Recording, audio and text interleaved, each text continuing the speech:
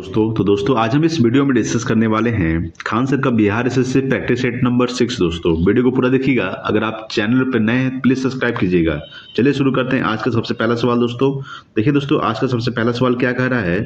सबसे पहला सवाल देखिएगा कि सिंधु घाटी सभ्यता के लोगों को किस धातु की जानकारी नहीं थी। दोस्तों याद रखिएगा, तो सिंधु घाटी सभ्यता के लोगों को लोहा का जानकारी नहीं था। किसका? लोहा धातु की जानकारी नहीं था, यानी कि ऑप्शन नंबर 1 का ए हो जाएगा। दोस्तों सिंधु घाटी सभ्यता, दोस्तों याद रखिएगा, सिंधु घाटी सभ्यता का जो काल माना जाता है वो 2500 ईसा पूर्व से लेकर, याद रखिएगा, 2500 ईसा पूर्व से लेकर 1750 ईसा पूर्व तक माना जाता है। दोस्तों अलग अलग विद्वानों के द्वारा अलग अलग माना गया है, ठीक है, याद रखिएगा। तो सिंधु घाटी सभ्यता का जो लोगों को काल माना गया है 2500 ईसा पूर्व से लेकर 1750 तक। सिंधु घाटी सभ्यता दोस्तों सिंधु नदी किनारे से, कौन सी नदी? सिंधु नदी जो लंबाई है याद रखिएगा 2880 किलोमीटर। कितना है? 2880 किलोमीटर, ठीक है, याद रखिएगा। तो सिंधु की 5 सहायक नदी है दोस्तों, कौन कौन सा? झेलम, सतलज, चेनाब, रावी, ब्यास। दोस्तों ये सब क्या है? ये सिंधु की 5 सहायक नदी है। सिंधु की सबसे बड़ी सहायक नदी है दोस्तों चेनाब। कौन है? चेनाब दोस्तों, ठीक है, याद रखिएगा। तो सिंधु घाटी सभ्यता के लोगों को लोहा की जानकारी नहीं था दोस्तों, ठीक है, याद रखिएगा। अगला सवाल देखिएगा सेकंड नंबर कि बौद्ध धर्म के संस्थापक कौन थे। दोस्तों तो याद रखिएगा बौद्ध धर्म के जो संस्थापक थे वो गौतम बुद्ध थे। कौन थे? गौतम बुद्ध जो थे बौद्ध धर्म के संस्थापक थे, ठीक है। बात करेंगे गौतम बुद्ध के बारे में तो गौतम बुद्ध के बचपन का नाम सिद्धार्थ था, ठीक है। गौतम बुद्ध का जन्म कहाँ हुआ था? तो कपिल वस्तु के लुम्बिनी नामक ग्राम में हुआ था, जो वर्तमान में कहाँ पड़ता है? नेपाल में। दोस्तों कब हुआ था? 563 ईसा पूर्व में गौतम बुद्ध का जन्म हुआ था और 483 ईसा पूर्व में गौतम बुद्ध की मृत्यु हो गया था। दोस्तों कहाँ हुआ था? कुशीनगर में हुआ था, ठीक है, याद रखिएगा। गौतम बुद्ध के गृह त्याग की घटना को 29 वर्ष की अवस्था में गौतम बुद्ध ने गृह त्याग कर दिए थे। तो गौतम बुद्ध के गृह त्याग की घटना को क्या कहा जाता है? महाभिनिष्क्रमण कहा जाता है। गौतम बुद्ध के ज्ञान प्राप्ति की घटना को धर्मचक्र परिवर्तन, 35 वर्ष की अवस्था में इनको ज्ञान की प्राप्ति हुआ था पीपल वृक्ष के नीचे निरंजना नदी किनारे बोध गया में। तो दोस्तों ठीक है, याद रखिए गौतम बुद्ध को अगर बात करते गौतम बुद्ध के बारे में तो गौतम बुद्ध की मृत्यु कहाँ हुआ था? कुशीनगर में। गौतम बुद्ध की मृत्यु को घटना को क्या कहा जाता है? महापरिनिर्वाण कहा जाता है दोस्तों, ठीक है, याद रखिएगा। महावीर के बारे में बात करेंगे तो महावीर जो थे महावीर स्वामी जैन धर्म के 24वें तीर्थंकर थे। महावीर स्वामी का जन्म हुआ था 540 ईसा पूर्व में हुआ था। 468 ईसा पूर्व में महावीर स्वामी की मृत्यु हो गई थी पावापुरी में। दोस्तों ठीक है, याद रखिएगा। महावीर स्वामी के बचपन का नाम वर्धमान था, ठीक है, और इनको ज्ञान की प्राप्ति जो हुआ था रिजु पालिका नदी किनारे और साल वृक्ष के नीचे हुआ था। दोस्तों ठीक है, याद रखिएगा। और महावीर स्वामी को 12 वर्ष की कड़ी तपस्या के बाद ज्ञान की प्राप्ति हुआ था और गौतम बुद्ध को 6 साल तक कड़ी तपस्या के बाद ज्ञान की प्राप्ति हुआ था। एशिया का रोशनी कहा जाता है दोस्तों, किसको? एशिया की जो रोशनी कहा जाता है वो गौतम बुद्ध को कहा जाता है दोस्तों, ठीक है, याद रखिएगा। चलिए अगला सवाल देखिएगा 3 नंबर सवाल। 3 नंबर सवाल आपके सामने कह रहा है कि सोहन सिंह भाखना का संबंध किस संस्था से है। दोस्तों ये दोस्तों आपका गदर पार्टी से, ठीक है, याद रखिएगा। सोहन सिंह भाखना का जो संबंध है किस संस्था से है? गदर पार्टी से। गदर पार्टी का स्थापना कब हुआ था? 1913 में हुआ था। किसने किया था दोस्तों? याद रखिएगा। तो गदर पार्टी का स्थापना किए थे लाला हरदयाल ने किए थे, ठीक है, याद रखिएगा। तो सोहन सिंह भाखना का संबंध किस संस्था से है? ये दोस्तों आपका 1913 में हुआ था गदर पार्टी से, ठीक है। अगर बात करते हैं कि एशियाटिक सोसाइटी का स्थापना कब हुआ था? 1784 में। दोस्तों याद रखिएगा, ठीक है। सर विलियम जॉर्ज ने एशियाटिक सोसाइटी और बंगाल का स्थापना किए थे 1784 में, ठीक है, याद रखिएगा। सर विलियम जॉन्स ने किए थे। अगला सवाल देखिएगा 4 नंबर कि काकोरी डकैती षड्यंत्र कब हुआ? दोस्तों ठीक है, याद रखिएगा कि काकोरी डकैती षड्यंत्र जो हुआ था, याद रखिएगा, ये हुआ था दोस्तों 1925 में। याद रखिए दोस्तों कब हुआ था? 1925 में काकोरी डकैती षड्यंत्र हुआ था।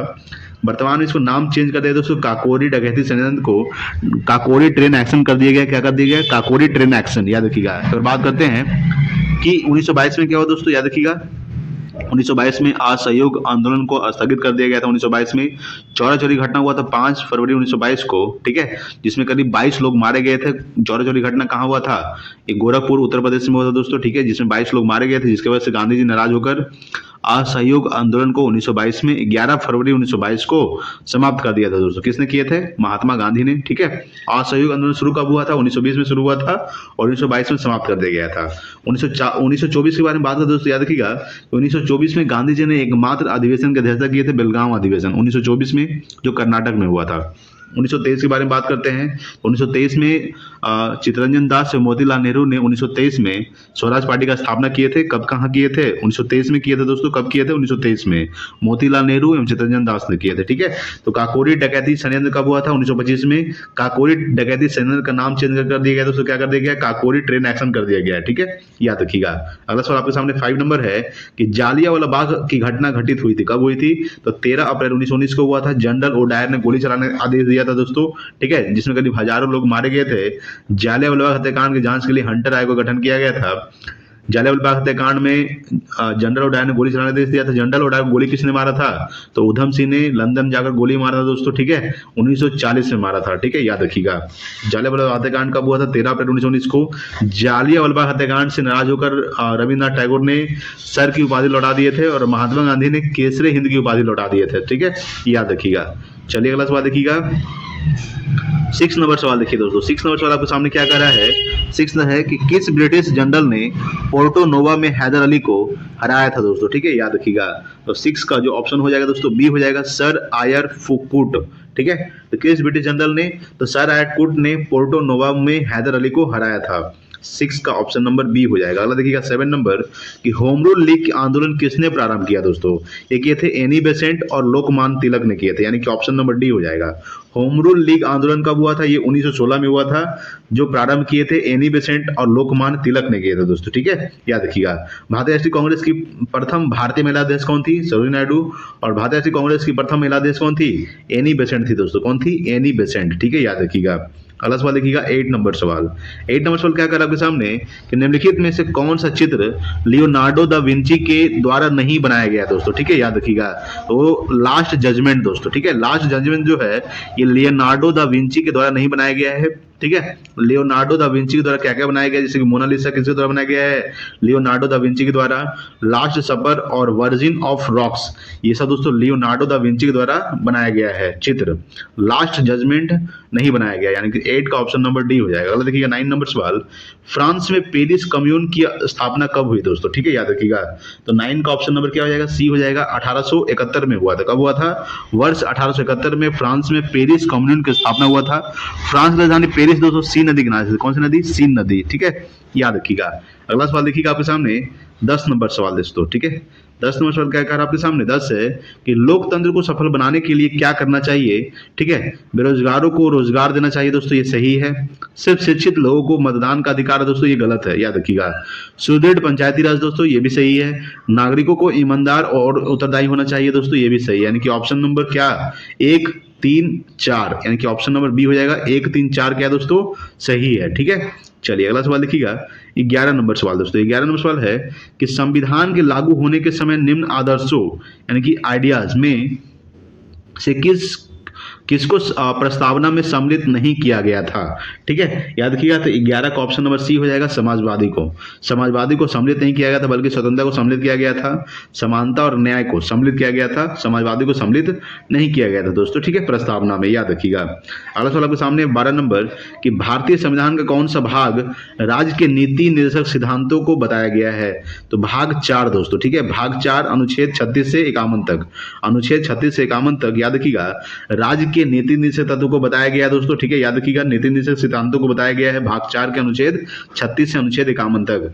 राज्य के नीति निर्देशक तत्व को कहां से लिया गया दोस्तों? ये आयरलैंड के संविधान से लिया गया है। कहां से लिया गया है? आयरलैंड के संविधान से। आयरलैंड की राजधानी डबलिन होता है दोस्तों। ठीक है, याद रखिएगा। अगला सवाल देखिएगा दोस्तों आपके सामने 13 नंबर सवाल देखिए। 13 नंबर सवाल क्या कर रहा है देखिएगा यहाँ पे 13 नंबर सवाल। ठीक है दोस्तों,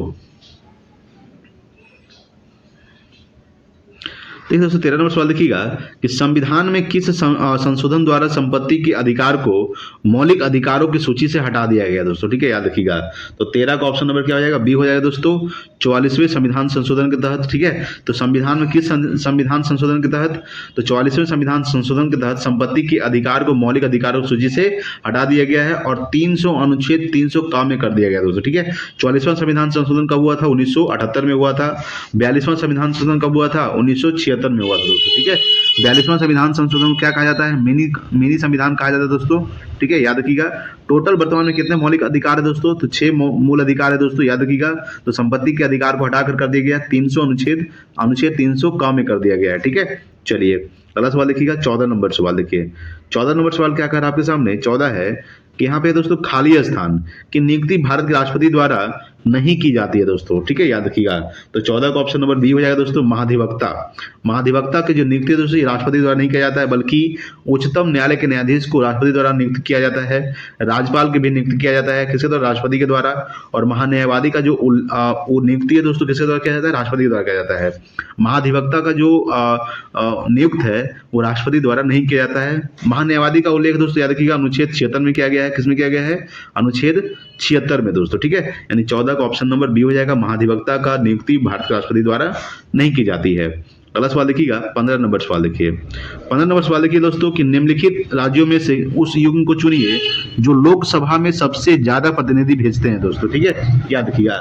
तो 15 का ऑप्शन नंबर डी हो जाएगा दोस्तों, याद रखिएगा, बिहार, आंध्र प्रदेश और राजस्थान। याद रखिएगा बिहार, आंध्र प्रदेश, राजस्थान जो है दोस्तों, ये लोकसभा में सबसे ज्यादा प्रतिनिधि भेजते हैं, ठीक है। चलिए अगला सवाल देखिएगा 16 नंबर कि भारत में पंचायती राज व्यवस्था को लागू करने वाला प्रथम राज्य कौन था दोस्तों, ठीक है, याद रखिएगा। तो भारत में पंचायती राज व्यवस्था को लागू करने वाला प्रथम राज्य कौन था? राजस्थान दोस्तों, याद रखिएगा। 2 अक्टूबर 1959 को राजस्थान के नागौर जिला में सबसे पहले पंचायती राज लागू किया गया था दोस्तों। उसके बाद फिर कहाँ किया गया था? आंध्र प्रदेश में किया गया था, याद रखिएगा, ठीक है। तो 2 अक्टूबर 1959 को याद रखिएगा राजस्थान के नागौर जिला में पंचायती राज को लागू किया गया था। चलिए अगला सवाल देखिएगा आपके सामने। देखिए दोस्तों, भाषा के आधार पर गठित होने वाला प्रथम राज्य कौन था? तो भाषा के आधार पर गठित होने वाला प्रथम राज्य था आंध्र प्रदेश, ठीक है, याद रखिएगा। अगला दोस्तों 17 नंबर सवाल कि किस वर्ष में हिंदी भारत संघ के राजभाषा के रूप में प्रभाव में आई दोस्तों, ठीक है। तो 17 का ऑप्शन नंबर क्या हो जाएगा दोस्तों? 17 का ऑप्शन नंबर बी हो जाएगा 1949, ठीक है। यानी हिंदी भारत संघ की राजभाषा के रूप में कब प्रभाव में आई? 1949 में आई दोस्तों, यानी कि 17 का ऑप्शन नंबर बी हो जाएगा। 18 नंबर सवाल देखिएगा कि हमारे राष्ट्रीय ध्वज के चक्र में कितनी तिलियां हैं दोस्तों, याद रखिएगा, ये दोस्तों 24 तिलियां। कितनी है? 24, यानी 18 का ऑप्शन नंबर बी हो जाएगा। अगला देखिएगा 19 नंबर कि पृथ्वी का प्राकृतिक उपग्रह कौन है दोस्तों, ठीक है। तो पृथ्वी का जो प्राकृतिक उपग्रह है वो दोस्तों चंद्रमा। कौन है दोस्तों? चंद्रमा, यानी कि पृथ्वी का एकमात्र उपग्रह कौन सा है? चंद्रमा दोस्तों। बुध और शुक्र 2 ऐसे ग्रह हैं जिसका कोई भी उपग्रह नहीं है दोस्तों। मंगल के 2 ग्रह हैं, कौन उपग्रह हैं? फोबोस और डिमोस, ठीक है। सबसे बड़ा बृहस्पति का सबसे बड़ा उपग्रह गैनीमेड, और शनि का सबसे बड़ा उपग्रह कौन सा दोस्तों? टाइटन, ठीक है, याद रखिएगा। चलिए अगला सवाल देखते हैं आपके सामने। अगला है 20 नंबर सवाल देखिए। 20 है दोस्तों कि भूमध्य रेखा के समांतर काल्पनिक रेखाएं क्या कहलाता है दोस्तों, ठीक है, याद रखिएगा। तो 20 का ऑप्शन नंबर बी हो जाएगा, समताप रेखा कहलाता है, ठीक है। तो भूमध्य रेखा के समानांतर काल्पनिक रेखाएं क्या कहलाता है? समताप रेखा कहलाता है। अगला दोस्तों आपके सामने 21 नंबर कि निम्नलिखित में से कौन सी ग्रीन हाउस गैस नहीं है, ठीक है, याद रखिएगा। 21 का ऑप्शन नंबर डी हो जाएगा, नाइट्रोजन। नाइट्रोजन क्या है दोस्तों? ये ग्रीन हाउस गैस नहीं है, ठीक है, ग्रीन हाउस गैस नहीं है। नाइट्रोजन क्या है? ग्रीन हाउस गैस नहीं है, ठीक है। चलिए अगला सवाल देखिएगा आपके सामने 22 नंबर सवाल। 22 है दोस्तों कि पृथ्वी के कुल सतह क्षेत्र का लगभग कितने प्रतिशत भाग जल मंडल में शामिल है दोस्तों, ठीक है, याद रखिएगा। तो 22 का ऑप्शन नंबर ए हो जाएगा, 70% भाग है दोस्तों ये जल मंडल में शामिल है, ठीक है। बाकी 30% यानी 29% दोस्तों क्या है? स्थल मंडल है, ठीक है, याद रखिएगा। यानी 22 का ऑप्शन नंबर ए हो जाएगा दोस्तों, ठीक है। अगला देखिएगा 23 नंबर सवाल, सिक्किम से गुजरने वाला अक्षांश किस राज्य से भी गुजरती है दोस्तों, ठीक है, याद रखिएगा। तो 23 का ऑप्शन नंबर सी हो जाएगा, राजस्थान से, ठीक है। यानी सिक्किम से गुजरने वाला अक्षांश किस राज्य से भी गुजरती है? तो राजस्थान से वो गुजरती है, यानी कि 23 का ऑप्शन नंबर सी हो जाएगा। अगला सवाल देखिएगा आपके सामने 24 नंबर सवाल देखिए, ठीक है। 24 है कि नाथुला दर्रा किस राज्य में स्थित है दोस्तों, याद रखिएगा। तो नाथुला जो दर्रा है दोस्तों 24 का ए हो जाएगा, सिक्किम में स्थित है, ठीक है। नाथुला दर्रा किस राज्य में स्थित है? सिक्किम में स्थित है नाथुला दर्रा, याद रखिएगा। अगला 25 नंबर सवाल, दिहांग दर्रा दोस्तों, दिहांग दर्रा याद रखिएगा, अरुणाचल प्रदेश में। 25 है कि गांधी सागर बांध निम्न में से किसका हिस्सा है दोस्तों? तो 25 का ऑप्शन नंबर याद रखिएगा ए हो जाएगा, चंबल परियोजना का, ठीक है। तो गांधी सागर बांध जो किसका हिस्सा है? चंबल परियोजना का है, यानी कि 25 का ऑप्शन नंबर ए, ठीक है। कोसी परियोजना किस नदी पर स्थित है दोस्तों? कोसी नदी पर स्थित है। बिहार का शोक कहा जाता है कोसी नदी को, याद रखिएगा। दामोदर घाटी परियोजना दोस्तों, ठीक है, याद रखिएगा कि बंगाल का शोक किस नदी को कहा जाता है? दामोदर नदी को बंगाल का शोक कहा जाता है, ठीक है। भाखड़ा नागल परियोजना दोस्तों सतलज नदी पर स्थित है, सतलज नदी पर स्थित है भाखड़ा नागल परियोजना, ठीक है, याद रखिएगा। अगला सवाल देखिएगा 26 नंबर सवाल। देखिए दोस्तों 26 नंबर सवाल क्या कर रहा है आपके सामने? 26 है कि भाखड़ा, हीराकुंड, नागार्जुन सागर और उकाई क्रमशः किस पर स्थित है दोस्तों, ठीक है, याद रखिएगा। तो 26 का ऑप्शन नंबर हो जाएगा दोस्तों सी। याद रखिएगा कि भाखड़ा नागल परियोजना दोस्तों सतलज नदी पर स्थित है, ठीक है। हीराकुंड बांध दोस्तों किस नदी पर स्थित है, महानदी पर स्थित है। नागार्जुन सागर परियोजना कृष्णा नदी पर, और उकाई जो परियोजना है दोस्तों ये ताप्ती नदी पर स्थित है। कौन सी नदी, ताप्ती नदी, यानी कि 26 का ऑप्शन नंबर सी हो जाएगा। अब देखिएगा 27 नंबर सवाल कि भारतीय अर्थव्यवस्था में परिवहन का मुख्य साधन है दोस्तों, ठीक है, याद रखिएगा। तो 27 का ऑप्शन नंबर डी हो जाएगा रोडवेज, ठीक है, याद रखिएगा। यानी भारतीय अर्थव्यवस्था में परिवहन का मुख्य साधन है रोडवेज, यानी 27 का ऑप्शन नंबर डी हो जाएगा। अगला सवाल देखिएगा 28 नंबर सवाल। 28 दोस्तों आपके सामने 28 नंबर सवाल देखिएगा कि भारत की केंद्र सरकार ने 2018 को खालिस्तान का राष्ट्रीय वर्ष घोषित करने का निर्णय लिया है दोस्तों, ठीक है, याद रखिएगा। 28 का ऑप्शन नंबर सी हो जाएगा दोस्तों मोटे अनाजों। याद रखिएगा कि भारत की केंद्र सरकारों ने 2018 को मोटे अनाजों का राष्ट्रीय वर्ष घोषित करने का निर्णय लिया गया है। 28 का ऑप्शन नंबर डी हो जाएगा। अगला देखिएगा 29 नंबर सवाल कि हरित क्रांति के जनक कौन थे दोस्तों, ठीक है। तो 29 का ऑप्शन नंबर बी हो जाएगा नॉर्मन बोरलॉग, ठीक है। नॉर्मन बोरलॉग जो थे ये हरित क्रांति के जनक थे, नॉर्मन बोरलॉग, ठीक है। चलिए अगला सवाल देखिएगा आपके सामने 30 नंबर सवाल। 30 है दोस्तों, 30 नंबर सवाल कह रहा है कि गुजरात का कौन सा शहर सर्वोच्च आबादी वाला है दोस्तों, ठीक है, याद रखिएगा। तो 30 का ऑप्शन नंबर डी हो जाएगा अहमदाबाद, ठीक है। अहमदाबाद जो दोस्तों ये गुजरात का शहर है जो सबसे ज्यादा आबादी वाला शहर है अहमदाबाद, ठीक है। अहमदाबाद दोस्तों साबरमती नदी किनारे स्थित है। कौन सी नदी, साबरमती नदी किनारे स्थित है अहमदाबाद। अगला है 31 नंबर कि यदि सरकार कीमत सीलिंग निर्धारित करती है जो सामान्य कीमत से अधिक है तो, ठीक है। 31 का ऑप्शन नंबर बी हो जाएगा मांग मात्रा पूर्ति की मात्रा से कम होगी, ठीक है। यानी 31 का ऑप्शन नंबर बी मांग मात्रा पूर्ति की मात्रा से कम होगी। अगला सवाल देखिएगा 32 नंबर सवाल। देखिए 32 आपके सामने है कि अल्पाधिकार में होते हैं, ठीक है। अल्पाधिकार में क्या होते हैं, तो दो विक्रेता होते हैं। क्या होते हैं, दो विक्रेता, यानी 32 का ऑप्शन नंबर सी होगा। अगला 33 नंबर कि 1930 में सीवी रमन ने खालिस्तान के लिए नोबेल पुरस्कार जीता था दोस्तों, ठीक है, याद रखिएगा। 33 का ऑप्शन नंबर सी हो जाएगा भौतिक शास्त्र के लिए। तो 1930 में सीवी रमन ने भौतिक शास्त्र के लिए नोबेल पुरस्कार जीता था। रमन प्रभाव के लिए दोस्तों याद रखिएगा कि सीवी रमन ने रमन प्रभाव के लिए, ठीक है। रमन प्रभाव कौन से शास्त्र में, तो भौतिक शास्त्र में है दोस्तों, ठीक है। अगर बात करते हैं तो 28 फरवरी 1930 को सीवी रमन को नोबेल पुरस्कार दिया गया था, इसीलिए 28 फरवरी को राष्ट्रीय विज्ञान दिवस भी मनाया जाता है दोस्तों, ठीक है, याद रखिएगा, ठीक है। चलिए अगला सवाल देखिएगा आपके सामने 34 नंबर सवाल यहाँ पे आपके सामने है। 34 है दोस्तों कि निम्नलिखित में से कौन सा एकांकी संकलन विष्णु प्रभाकर जी का नहीं है, ठीक है। तो 34 का ऑप्शन नंबर सी हो जाएगा बादलों के पार, ठीक है। यानी कौन से एकांकी, तो बादलों के पार का जो एकांकी संकलन है ये विष्णु प्रभाकर जी का नहीं है दोस्तों। 34 का ऑप्शन नंबर सी हो जाएगा। अगला देखिएगा 35 नंबर कि भारत में राष्ट्रीय दूध दिवस किस दिन मनाया जाता है दोस्तों, ठीक है। तो 35 का ऑप्शन नंबर बी हो जाएगा 26 नवंबर को। 26 नवंबर को राष्ट्रीय दूध दिवस मनाया जाता है। 26 नवंबर को। 5 जून को पर्यावरण दिवस दोस्तों, विश्व पर्यावरण दिवस 5 जून को मनाया जाता है। 23 जनवरी को दोस्तों याद रखिएगा 23 जनवरी को पराक्रम दिवस मनाया जाता है, यानी कि सुभाष चंद्र जी के बोस के जयंती पर 23 जनवरी को पराक्रम दिवस मनाया जाता है दोस्तों, ठीक है, याद रखिएगा। और राष्ट्रीय दूध दिवस 26 नवंबर को राष्ट्रीय दूध दिवस मनाया जाता है। 26 नवंबर को एक और दिवस मनाया जाता है दोस्तों, याद रखिएगा 26 नवंबर को संविधान दिवस मनाया जाता है। संविधान दिवस 26 नवंबर को मनाया जाता है, ठीक है, याद रखिएगा। अगला सवाल आपके सामने 36 नंबर सवाल 36 है कि ओडिशा से प्रारंभ एक प्राचीन लोक नृत्य क्या है दोस्तों, ठीक है, याद रखिएगा। 36 का ऑप्शन नंबर डी हो जाएगा घुमरा। घुमरा क्या दोस्तों, ये ओडिशा से प्रारंभ एक प्राचीन लोक नृत्य है घुमरा। अगला देखिएगा आपके सामने 37 है कि फूलों के संवर्धन के विज्ञान को कहते हैं, ठीक है। तो 37 का ऑप्शन नंबर सी हो जाएगा फ्लोरिकल्चर कहते हैं, ठीक है, याद रखिएगा। फूलों के संवर्धन के विज्ञान को क्या कहते हैं, फ्लोरिकल्चर, ठीक है, फ्लोरिकल्चर दोस्तों। पोमोलॉजी फलों के अध्ययन को क्या कहा जाता है, फलों के अध्ययन को पोमोलॉजी कहा जाता है दोस्तों, ठीक है, याद रखिएगा। अगला सवाल देखिएगा आपके सामने 38 नंबर सवाल।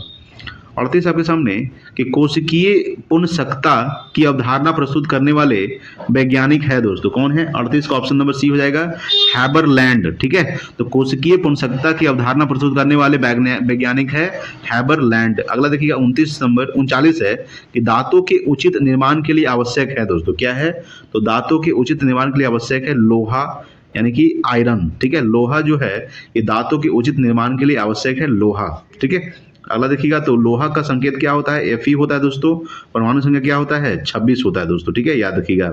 चलिए अगला देते हैं 38 नंबर सवाल।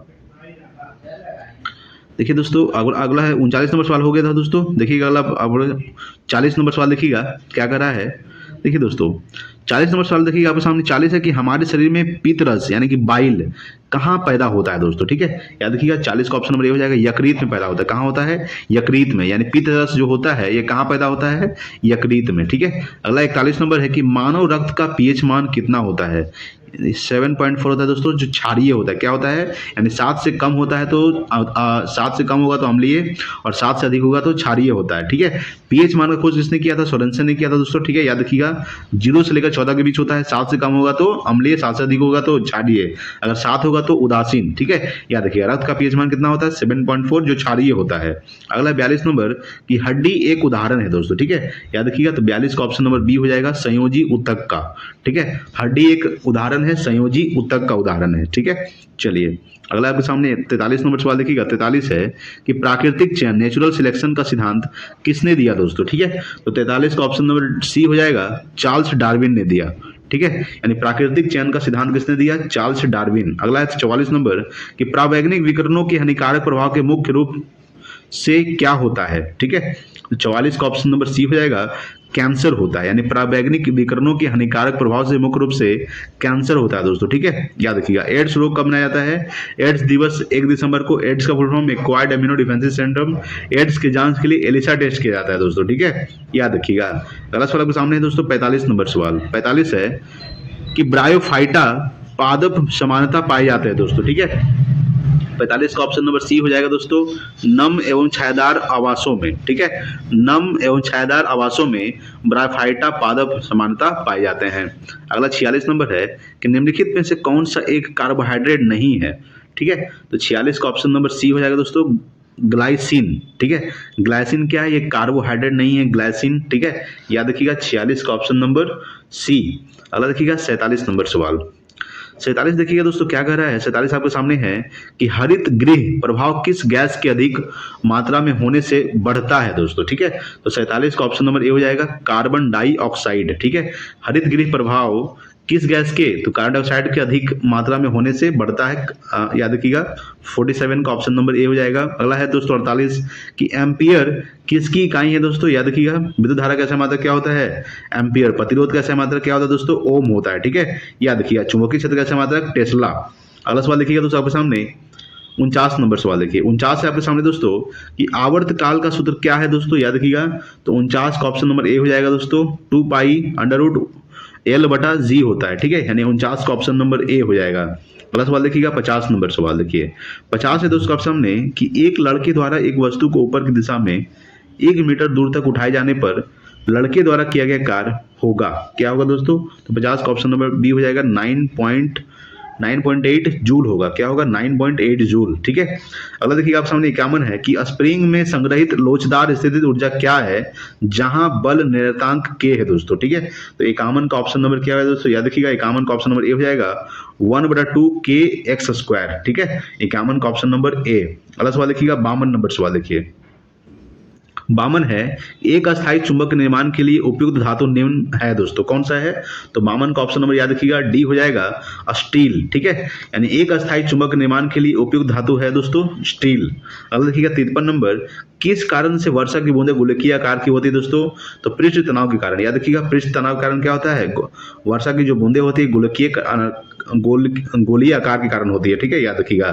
केसी तत्व के कारण, याद रखिए दोस्तों, केसी तत्व का उदाहरण क्या होता है, जैसे कि याद रखिएगा, जैसे लालटेन में क्या होता है दोस्तों, लालटेन में जो बत्ती होता है जो जलता है दोस्तों, जैसे कि लालटेन से जो खींचता है ऊपर दोस्तों, केसी तत्व के कारण होता है, ठीक है। स्याही को निकालना दोस्तों सब क्या है, केसी तत्व के कारण, ठीक है, याद रखिएगा। यानी 53 का ऑप्शन नंबर क्या हो जाएगा, सी हो जाएगा, ठीक है।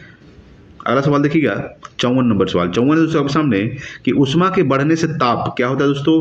तो उष्मा के बढ़ने से ताप क्या होता है, बढ़ता है, ठीक है। उष्मा के बढ़ने से ताप बढ़ता है दोस्तों।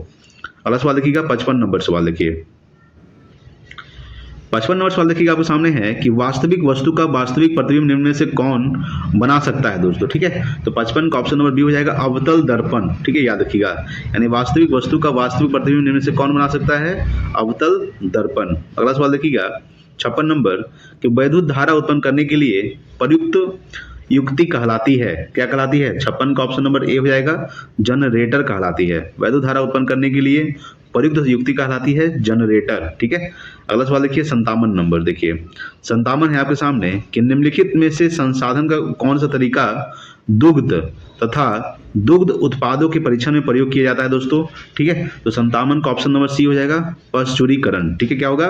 पशचूरीकरण, यानी 57 का ऑप्शन नंबर सी हो जाएगा। अगला सवाल देखिएगा 58 नंबर। देखिए दोस्तों 58 है कि द्रवों का घनत्व मापने के लिए किस उपकरण का उपयोग किया जा सकता है दोस्तों। ठीक है, तो 58 का ऑप्शन नंबर सी हो जाएगा, हाइड्रोमीटर। तो द्रवों का घनत्व नापने के लिए किस उपकरण का?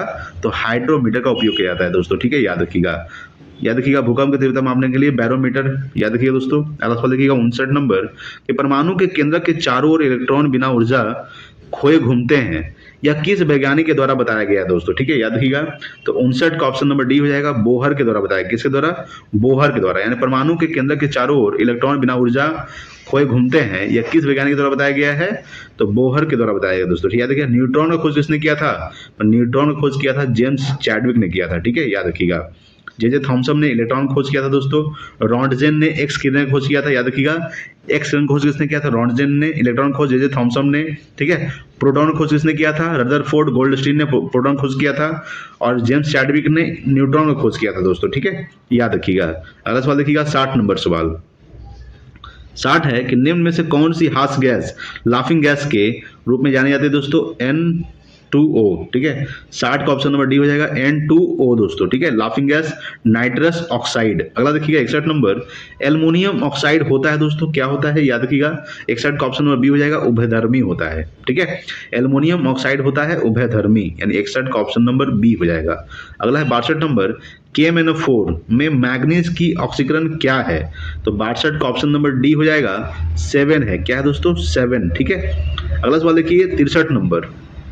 63 आपके सामने है दोस्तों कि सोडियम कार्बोनेट का व्यापारिक नाम क्या है?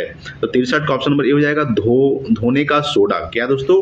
Caustic soda, KOH। ठीक है, याद रखिएगा। अगर बात करते हैं कि सोडियम कार्बोनेट का व्यापारिक नाम क्या है? धोने का सोडा। ठीक है, याद रखिएगा। NaCO3 baking soda, Na2CO3 10H2O, याद रखिएगा। नीला थोथा क्या होता है दोस्तों? COSO4 5H2O, याद रखिएगा। FeSO4 7H2O क्या होता है दोस्तों? हरा थोथा होता है, याद रखिएगा। श्वेत कोशिश क्या होता है? यानी उजला थोथा, जिसको बोलते हैं ZnSO4 7H2O। ठीक है, याद रखिएगा। सिंदूर का सूत्र क्या होता है दोस्तों? PBS होता है। क्या होता है? PBS। ठीक है, कास्टिक सोडा, KOH। अगला देखिएगा 64 नंबर कि रबड़ स्टील से अधिक लचीला होता है क्योंकि, तो याद रखिएगा 64 का ऑप्शन नंबर सी हो जाएगा, प्रतिबल का विकृति से अनुपात अधिक है। याद रखिएगा 64 का ऑप्शन नंबर सी। अगला देखिएगा 65 नंबर सवाल। 65 है दोस्तों कि किसको ग्लूकोज के साथ गर्म करने पर रजत दर्पण बनता है? ठीक है, तो 65 का ऑप्शन नंबर क्या हो जाएगा? डी हो जाएगा, टॉलेन अभिकर्मक। किसको? तो टॉलेन अभिकर्मक को ग्लूकोज के साथ गर्म करने पर रजत दर्पण बनता है। अगला देखिएगा 66 नंबर। 66 आपके सामने क्या कह रहा है? 66 है दोस्तों कि 6C60 एक अणु है जिसमें के रूप में व्यवस्थित 60 कार्बन परमाणु होते हैं। ठीक है, तो 66 का ऑप्शन नंबर सी हो जाएगा, 12 पंचभुज और 20 षष्ठभुज। ठीक है, चलिए अगला देखिएगा 67 नंबर कि अली गौहर का बिहार अभियान किस वर्ष समाप्त हुआ? याद रखिएगा 67 का ऑप्शन नंबर डी हो जाएगा, 1759 में। याद रखिएगा अली गौहर का बिहार अभियान किस वर्ष समाप्त हुआ? 1759 में समाप्त हुआ। ठीक है, 1757 में क्या हुआ दोस्तों? प्लासी का युद्ध हुआ था, याद रखिएगा। प्लासी का युद्ध कब हुआ था? 1757 को। 1761 में क्या हुआ था दोस्तों? पानीपत का तीसरा युद्ध हुआ था 1761 को, अहमद शाह अब्दाली और मराठों के बीच हुआ था। 1764 में बक्सर का युद्ध हुआ था। तीनों युद्ध याद रखिएगा, 1761, 1764 और 1757 को। ठीक है, पलासी का युद्ध 1757 को, बक्सर का युद्ध 1764 को, पानीपत का तीसरा युद्ध 1761 को हुआ था। ठीक है, चलिए हल्दी घाटी का युद्ध 1576 में हुआ था। अगला सवाल देखिएगा 68 नंबर। 68 नंबर सवाल देखिएगा दोस्तों कि निम्न में से किस जिले में बिहार का एकमात्र राष्ट्रीय उद्यान स्थित है दोस्तों? ठीक है, तो 68 का ऑप्शन नंबर सी हो जाएगा, पश्चिमी चंपारण। ठीक है, यानी किस जिले में? तो पश्चिमी चंपारण में बिहार का एकमात्र राष्ट्रीय उद्यान स्थित है, यानी कि 68 का ऑप्शन नंबर सी हो जाएगा। अगला देखिएगा 69 नंबर, 69 है कि अहमदनगर जिले का नाम योद्धा रानी अहिल्याबाई होलकर के नाम पर रखा जाएगा। अहमदनगर किस राज्य का जिला है दोस्तों, ठीक है। याद रखिएगा 69 का ऑप्शन नंबर डी हो जाएगा। ये दोस्तों महाराष्ट्र का है। कहाँ का है? महाराष्ट्र का अहमदनगर, ठीक है। अगला देखिएगा 70 नंबर सवाल, 70 आपके सामने कि निम्नलिखित में से किस देश के पुरुष हॉकी जूनियर एशिया कप 2023 जीता है? तो याद रखिएगा दोस्तों 70 का ऑप्शन नंबर ए हो जाएगा, भारत जीता है, ठीक है। किस देश ने? तो भारत देश ने पुरुष हॉकी जूनियर एशिया कप 2023 जीता है। अगला देखिएगा 71 नंबर कि केंद्र शासित प्रदेश दादर नागर हवेली की राजधानी क्या है दोस्तों? याद रखिएगा, तो याद रखिएगा दादर और नगर हवेली की राजधानी क्या है, नाम बताइए। 71 का ऑप्शन नंबर डी हो जाएगा, सिलवासा। क्या है दोस्तों? सिलवासा, ठीक है। या पोर्ट ब्लेयर किसकी राजधानी दोस्तों? अंडमान निकोबार की राजधानी क्या है? Port Blair. कवरत्ती किसका दोस्तों? लक्षद्वीप की राजधानी कवरत्ती।